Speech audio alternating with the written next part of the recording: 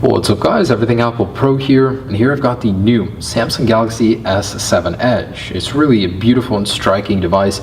They've changed a lot of things on the outside. It's a lot curvier, smoother, and finish is different. All in all, it equals out to be quite a beautiful phone. Not only did they make it look better, but they also did add waterproofing. So we're returning to the old golden days of waterproof Samsung phones. The S5 was technically water resistant, not waterproof, but this one has a full IP68 waterproof rating, meaning it can sit in 1.5 meters of water for 30 minutes and come out just fine after taking all of your dolphin photos. So I want to put it to the test with this video. Is this thing really waterproof? Are Samsung's claims true? And as a point of reference, I've got an iPhone 6s Plus here. This thing isn't water resistant or waterproof or anything like that, but as your average smartphone nowadays, I want to see how a regular smartphone compares underwater to a Samsung Galaxy S7 Edge, which is said to be waterproof. So let's go ahead and test these phones, see how they do if the Galaxy S7 Edge is actually waterproof. And this is just a foot of water, regular tap water here. We're going to set these guys in there and see what happens and if they survive. So here are these beautiful phones, the Samsung Galaxy S7 Edge, the iPhone 6s Plus. I'm not too worried about the S7 Edge. You know, the construction seems solid. It's a lot beefier as they did waterproof it from the inside out instead of just adding rubber seals around it like the S5. You know, I have good faith in Samsung. The S5, which wasn't even waterproof, did so well when I took it underwater. Whew. All right, so let's put these guys to the test. See how long the iPhone 6s Plus compares when it tries to compete on the waterproof level. Here we go. Whew. 3, 2, 1. All right, so we're gonna let them soak, and got the Galaxy S7 Edge on the left, the iPhone 6s Plus on the right.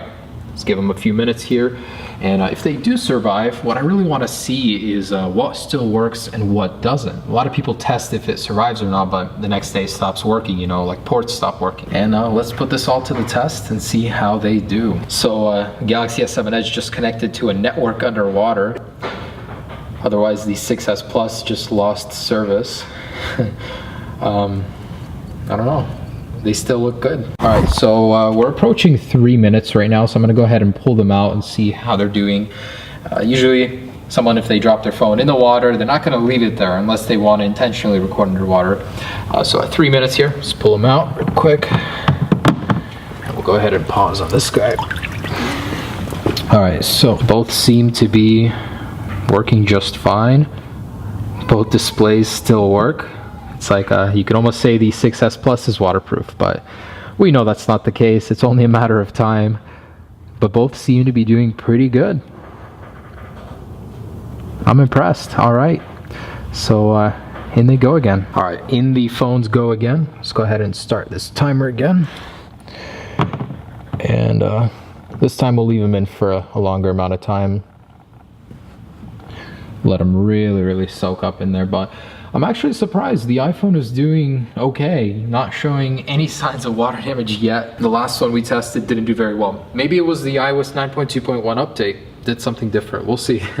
But you know, about a foot of water in here, good amount of depth in there. Let's see how it really does. Now what's really cool about the S7 Edge and S7 is that they actually have a cooler inside of them.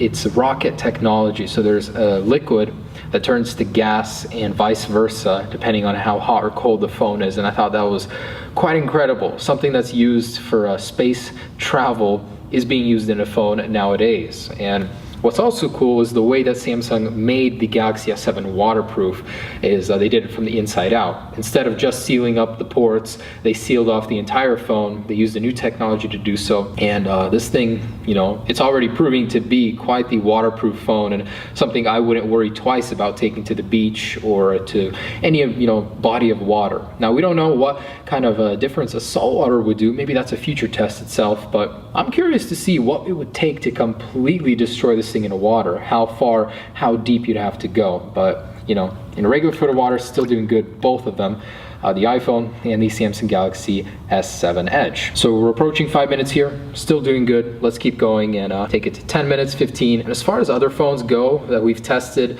probably the best one, the iPhone 6, then the 6S, then the Galaxy S6. They all did pretty good, but let's keep going and see how these do. Just to give you guys a perspective, here it is in the water, the iPhone 6s Plus and Galaxy S7 Edge. So we've got a good amount of water on top of them.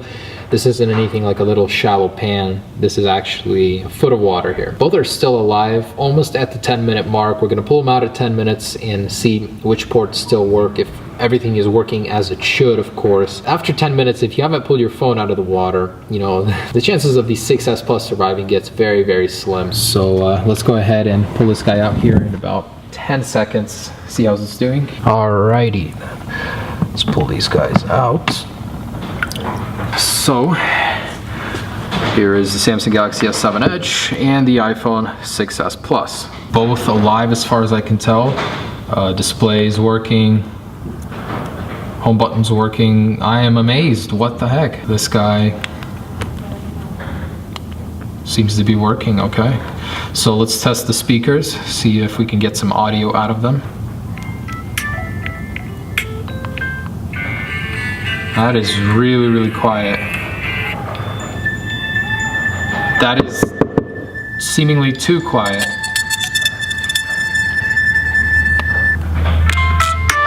Do you hear that? So the volume seems to be erratic. It's going up and down, and there's a static tint to it. So I wouldn't say that's completely water resistant. I mean, playing the sound, it's obvious that some water got in the speaker.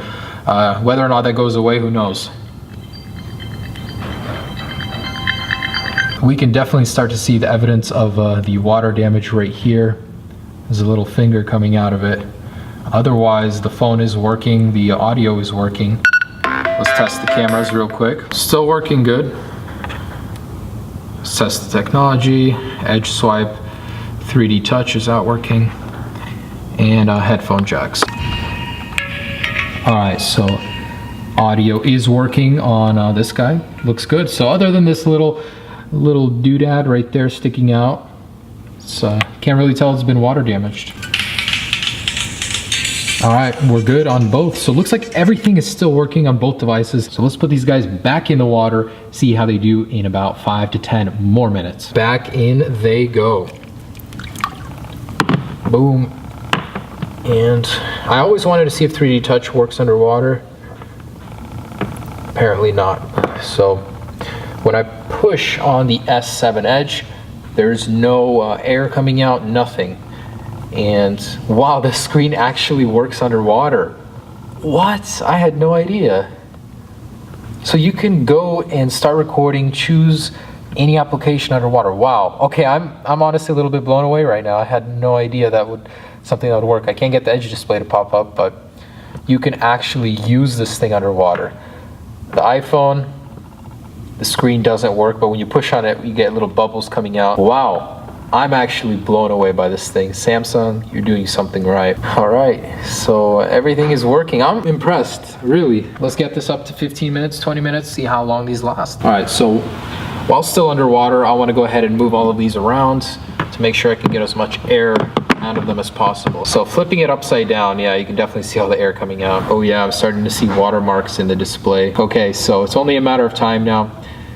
It no longer catches Wi-Fi underwater. And starting to see more artifacts on the display. Let's leave it. Shouldn't be long. The end is coming. All right, so the phone has restarted. I'm gonna go ahead and leave it in here, but you can see on the displays there's artifacts from the water and the shader on the whole left side of the screen. Yeah, so unless you want a cool new boot logo, don't put your phone in there. Ooh. Anyways, I think that is completely done. So I'm gonna pause it. Took about 15 minutes, and this guy is toast. So a lot of water is coming out of here. Look, I can squeeze it and it'll oh my goodness. Nice new water gun for you coming out of the side. Oh my goodness, that's a lot of water. I've never seen that before. That is cool. I want to show you guys how effective the iPhone makes as a water gun. So I'm going to fill this up completely. You want to squeeze the iPhone to make sure to get as much water inside of it as possible. Okay, so it is full of water now, and Just go ahead and squeeze your phone. You can shoot up to 6 feet. That actually goes pretty far. Not bad. So if you ever lose your water gun, just grab your iPhone out of your pocket real quick. You got a few shots in there. Makes for an effective water gun. Okay, so it's on. And it's not on. Okay, it's done. So I don't know why that is. Like, you can push the display in and there's some giveaway and all that stuff is coming out now. So a ton of water coming out of here. Seems to be completely done. 15 minutes is what it took. Samsung Galaxy S7 Edge, still working, still fine. Let's pull that guy out real quick. As far as I can tell, this thing is working perfectly. I'm honestly impressed, very impressed how well it works with water on the screen, with it being underwater. That's great. A lot of people are going to enjoy this as a treat. So this guy on the other hand is done. It's now a brick, and definitely do not use your phone underwater. It cannot compare to the awesome new Samsung Galaxy S7 and S7 Edge. I really hope Apple follows in the footsteps of Samsung and goes ahead and releases the waterproof iPhone 7. The possibilities are great. Never having to worry about getting water in your phone, putting a case on it. That's something I could definitely use. So thanks so much for watching, guys. Just a fun little test to see how either one of these would do in the water. Obviously, not a good choice for the iPhone. Be sure to check out the drop test and the comparison itself. There's a lot of cool things to see about the Samsung Galaxy S7. Have a great day, guys. Peace.